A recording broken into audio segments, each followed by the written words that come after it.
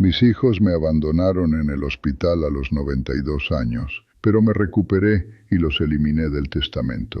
Me dejaron en esa cama de hospital como si fuera un mueble viejo que ya no sirve. Tenía 92 años, acababa de operarme la cadera y mis 3 hijos, después de firmar los papeles de ingreso, me besaron en la frente con prisa y se fueron.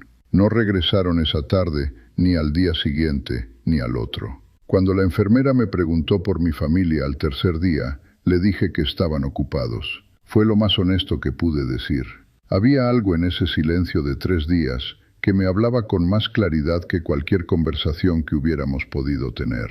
Los 3 sabían que yo estaba en esa cama, solo, y decidieron que tenían cosas más importantes que hacer. Antes de contarte lo que decidí en ese hospital, necesitas saber quién soy y cómo llegué a ese punto. Me llamo Arturo Restrepo, tengo 92 años y viví la mayor parte de ellos con la convicción de que el trabajo honesto y el amor familiar son las 2 cosas más importantes que existen. Mi esposa Elena y yo construimos un negocio juntos durante 40 años. Cuando Elena murió hace 12 años, mis hijos esperaban quizás que yo me apagara con ella. No lo hice, porque nunca aprendí a apagarme cuando las cosas se ponían difíciles. Seguí adelante con la misma energía que me había sostenido durante 9 décadas. Mis 3 hijos son Ricardo, Clara y Tomás. Los 3 crecieron en una familia que no tenía carencias. Les di educación, estabilidad y apoyo económico cuando lo necesitaron. La relación con cada uno era afectuosa y con los altibajos normales de cualquier familia. Cuando cumplí los 90, noté que algo había cambiado. Las visitas se volvieron más cortas, las preguntas sobre mi salud más frecuentes, pero de una manera que se sentía más parecida al inventario que a la preocupación genuina. Lo que más me llamó la atención fue el interés creciente por lo que llamaban mis planes, el testamento, la casa, la manera en que lo había organizado todo. Si eres nuevo en este canal, suscríbete y cuéntanos desde qué ciudad o país nos acompañas hoy. Estas historias son de personas reales que tomaron decisiones reales en los momentos más difíciles de sus vidas. Lo que voy a contarte sobre lo que ocurrió después de esos 3 días en el hospital es una de esas decisiones. No la tomé con rabia, no la tomé con venganza en mente. La tomé con la lucidez de 92 años, que ya no tiene tiempo de esperar señales que quizás nunca llegarán. Cuando uno ha vivido tanto tiempo, aprende a reconocer la diferencia entre lo que la gente dice y lo que realmente hace.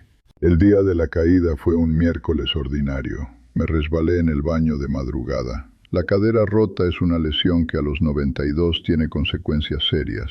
Llegué al hospital en ambulancia, fui operado esa misma tarde, y mis 3 hijos aparecieron en la sala de espera con las caras apropiadas para la ocasión. Firmaron los papeles, hablaron con los médicos, me visitaron en recuperación con flores. Luego se fueron, no volvieron en 3 días. El primer día lo expliqué con el esfuerzo del viaje, el segundo con el trabajo. El tercer día dejé de buscar explicaciones porque ya no había ninguna que cambiara lo que sentía en ese momento. Llamé a mi abogado al 4.º día desde la cama del hospital. No llamé a mis hijos. Le dije que quería hacer cambios en el testamento y que necesitaba que viniera. Llegó al día siguiente con la paciencia discreta que lleva 20 años caracterizando nuestra relación profesional. Le expliqué lo que quería hacer. Me hizo las preguntas de rigor sobre mi estado mental y mi voluntad. La respondí con la claridad de quien sabe exactamente lo que quiere y por qué lo quiere. Trabajamos 2 horas sobre el texto del Nuevo Testamento. Cuando terminé de firmarlo sentí algo que no esperaba sentir: alivio. No satisfacción ni venganza, alivio. El alivio de haber puesto la realidad en palabras legales. El Nuevo Testamento destinaba una parte significativa de mi patrimonio a 3 organizaciones benéficas que había apoyado con donaciones durante años. Una parte menor, la mínima legal que la ley establece, correspondería a mis hijos. El resto quedaría en un fideicomiso para cubrir mis propios gastos de vida y cuidado durante los años que me quedaran, administrado por el abogado y no por ninguno de mis hijos. Era un testamento que reflejaba fielmente la realidad de mi vida y no la ilusión familiar que había mantenido durante demasiado tiempo, creyendo que el amor existe de manera incondicional, sin necesidad de que nadie lo demuestre con actos concretos en los momentos de mayor vulnerabilidad. La recuperación tomó 6 semanas en el hospital y otras 8 en rehabilitación. Durante ese tiempo, mis hijos se organizaron para visitarme con una regularidad nueva que reconocí como motivada por algo distinto a la preocupación genuina. Algo había cambiado en mi actitud o en la situación que los hizo reconsiderar. No importaba cuál fuera la razón. El testamento ya estaba firmado y depositado en el despacho del abogado. Cada visita que me hacían era observada con la claridad de quien ya sabe lo que sabe y solo espera con paciencia el momento en que todos van a tener que reconocer lo que ocurrió y lo que ese reconocimiento va a significar para el futuro de todos. Salí de la clínica de rehabilitación caminando con bastón, lentamente pero sin ayuda de nadie. Había rechazado la oferta de mis hijos de organizarse para cuidarme en casa durante las primeras semanas. Contraté a una persona con experiencia en adultos mayores que venía cada mañana y que resultó ser una compañía mucho más honesta que la que habría recibido de hijos que cuidan por obligación o por cálculo. Volví a mi rutina con la lentitud que requería la cadera recién recuperada.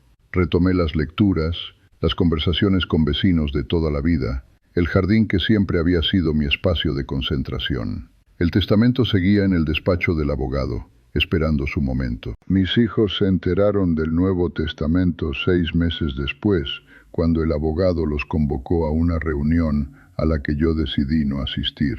Me contó lo que había ocurrido.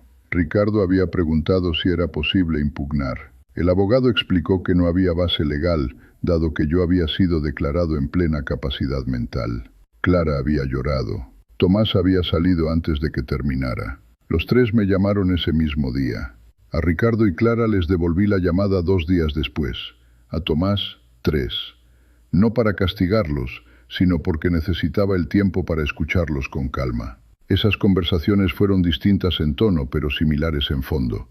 Todos querían saber por qué. ¿Habrías cambiado el testamento como yo? ¿O habrías esperado que tus hijos dieran señales de arrepentimiento antes de actuar? Cuéntamelo en los comentarios, porque es una pregunta que no tiene una respuesta única. Lo que yo sé es que mi decisión en esa cama de hospital no fue tomada con rabia, sino con la lucidez de 92 años que ya no tiene tiempo de esperar indefinidamente. El amor que recibí fue el de esos 3 días de ausencia. El testamento que firmé fue el reflejo exacto de ese amor. Nadie puede decirme que reaccioné de manera desproporcionada, porque nadie vivió esos 3 días en esa cama sintiendo el peso del silencio de su propia familia. Ricardo fue el primero en buscar una conversación directa. Vino a verme semanas después del testamento, solo, sin su esposa. Me dijo que lo que habían hecho esos 3 días había sido un error, y que no tenía excusa válida que lo justificara. No me pidió que cambiara el testamento, solo me pidió que lo escuchara. Lo escuché durante 1 hora. Le respondí con la honestidad que la situación requería, que lo que había dicho importaba, que era el primer paso, y que el segundo paso era diferente del primero, que el segundo paso era el comportamiento de los meses y los años que vendrían, que yo estaba dispuesto a observar ese comportamiento sin prejuicios. Clara tardó más en encontrar el camino. Lo que la desbloqueó fue una pregunta que yo le hice en una conversación telefónica meses después. Le pregunté qué hubiera hecho ella si me hubiera pasado algo serio en esos 3 días en el hospital en que no vino a verme. Hubo un silencio largo del otro lado del teléfono. Luego me dijo que no sabía cómo habría podido perdonárselo a sí misma. Le dije que esa respuesta era la más honesta que me había dado en meses de conversaciones en que todos intentaban explicar o justificar lo que había ocurrido. Que esa incapacidad de perdonarse a sí misma era exactamente la medida de la gravedad de su ausencia. Con Tomás las cosas fueron más lentas que con los otros 2. Tomás tiene una dificultad para las disculpas directas que no empezó con esta situación sino mucho antes. Lo que hizo fue aparecer un sábado en mi casa sin avisar y ofrecerse a arreglar la cerca del jardín que tenía un tablón flojo desde hacía meses. Trabajó en silencio durante 1 hora. Cuando terminó me preguntó si había algo más. Le dije que no por ese día. Se fue sin haber mencionado el testamento ni el hospital. Volvió el siguiente sábado. Y el siguiente. Hay personas que piden perdón con las manos en lugar de con las palabras, y he aprendido a valorar ese lenguaje también. Las organizaciones que recibieron las donaciones del testamento empezaron a trabajar con el capital disponible, de maneras que pude conocer con el tiempo. La Organización de Cuidado de Adultos Mayores estableció nuevos servicios en zonas donde no había ninguno. La de Educación amplió su programa de becas. La de Investigación Médica financió un proyecto sobre enfermedades comunes en personas de mi edad que tuvo resultados publicados. Ver esos resultados concretos me confirmó que la decisión había sido la correcta, independientemente de cómo se sintieran mis hijos respecto a ella. El dinero estaba produciendo algo bueno en el mundo para personas que lo necesitaban y que no tenían familia que los cuidara. El jardín de mi casa tiene este año más flores que nunca. Me siento a veces en el banco que Elena y yo construimos hace 40 años y miro las flores sin pensar en nada particular.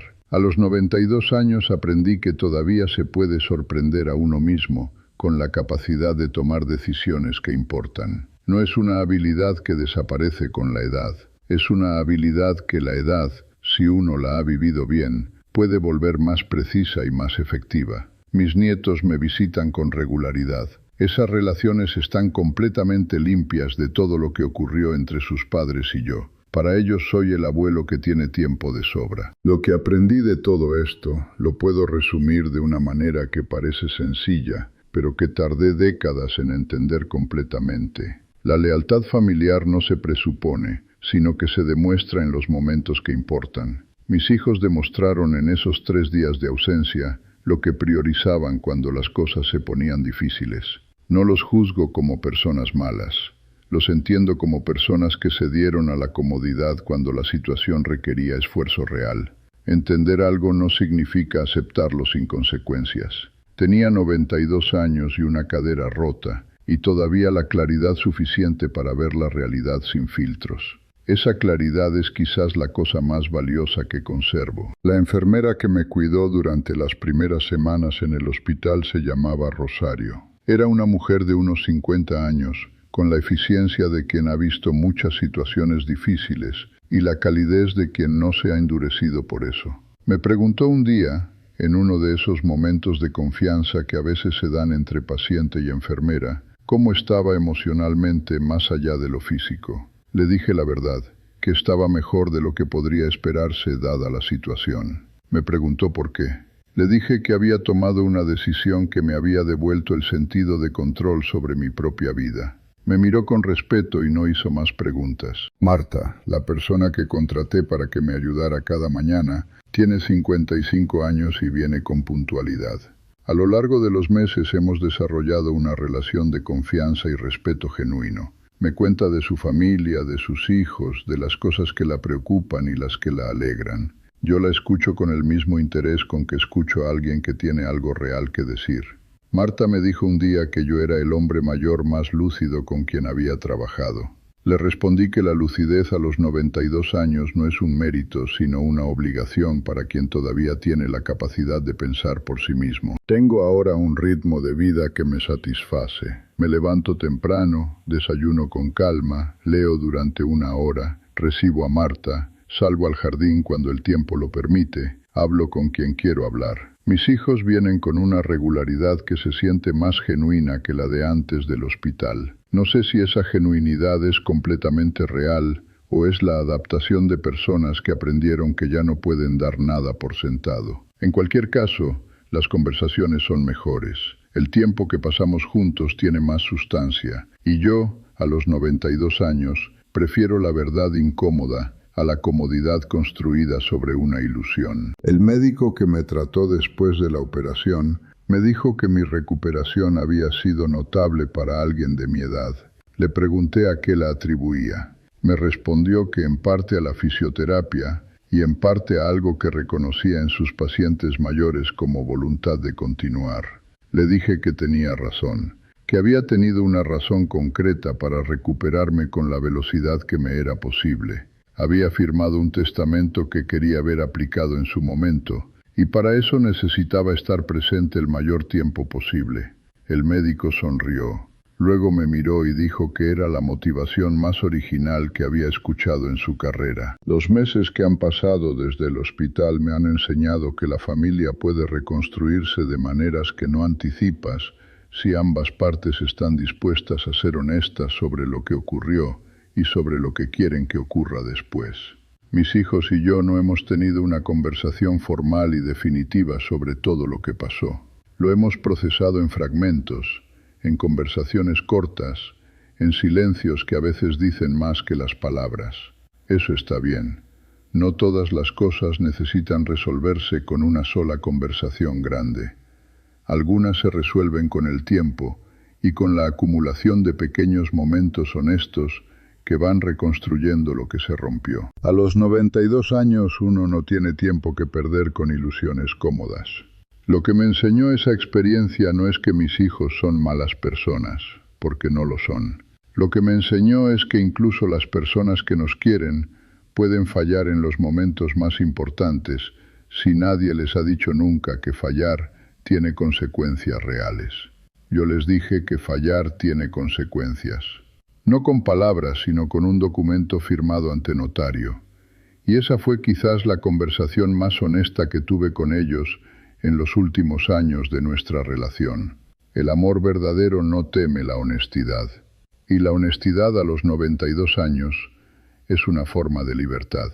Lo que quiero dejarte de esta historia es simple. Si tienes 92 años o si tienes 40, el respeto que recibes de las personas que te rodean no debe darse por sentado. Mereces ser valorado por lo que eres, no solo por lo que tienes. Mereces que las personas importantes en tu vida estén presentes cuando más las necesitas. Y si descubres que eso no ocurre, tienes el derecho y la capacidad de ajustar tu vida en consecuencia, independientemente de la edad que tengas. La lucidez no desaparece con los años. La valentía de actuar según esa lucidez tampoco desaparece si uno ha vivido de manera honesta hasta el final. Nadie debería tener que descubrir a los 92 años si su familia lo quiere de verdad. Pero si el descubrimiento llega, al menos uno puede hacer algo con lo que aprende. Mis nietos, los hijos de mis 3 hijos, mantienen conmigo relaciones que no se contaminaron con lo que ocurrió entre los adultos. Los veo con regularidad, y esos encuentros tienen la calidad de las cosas limpias, sin cálculos, sin expectativas, solo la relación entre un abuelo que tiene historias largas y unos nietos que todavía tienen la generosidad de escucharlas. Eso es lo que cuido con más atención ahora. Esas relaciones son el mejor resultado de todo este proceso doloroso. El banco de madera del jardín que Elena y yo construimos hace 40 años sigue resistiendo los inviernos con la solidez de la buena madera bien trabajada. Me siento allí las tardes y veo los pájaros que vienen al jardín. Pienso en Elena y me pregunto qué habría dicho de todo lo que pasó. Probablemente habría dicho menos de lo que yo hice y con más paciencia, pero habría llegado al mismo resultado, porque los dos compartíamos los mismos valores fundamentales, que la dignidad no tiene edad y que el respeto se merece sin importar cuántos años se tengan.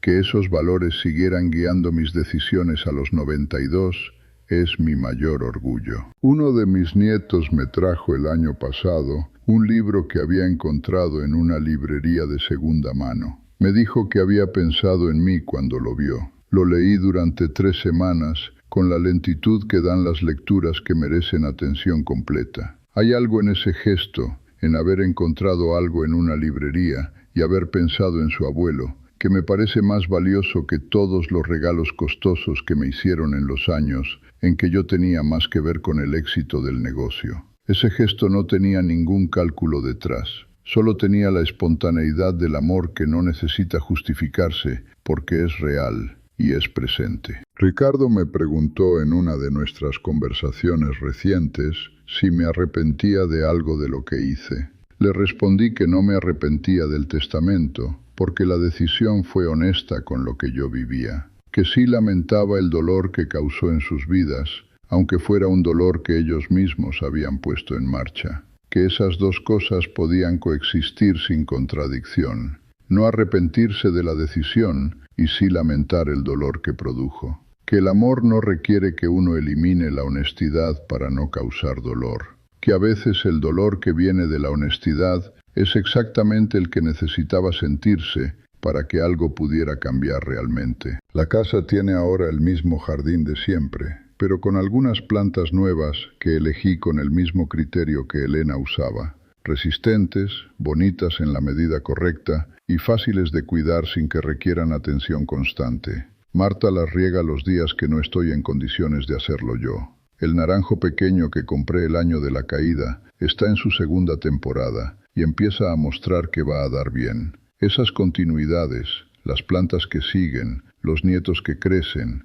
las organizaciones que trabajan con lo que doné, son la manera en que las cosas que uno hace perduran más allá del tiempo en que uno está presente. Lo que quiero que te lleves al final de esta historia es algo práctico y algo más amplio al mismo tiempo.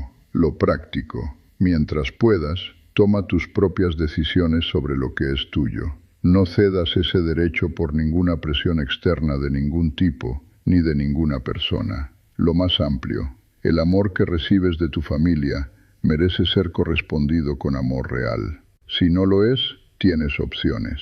Y tener opciones a los 92 años y usarlas con la lucidez que da haber vivido tanto tiempo con los ojos abiertos es quizás la cosa más poderosa que existe.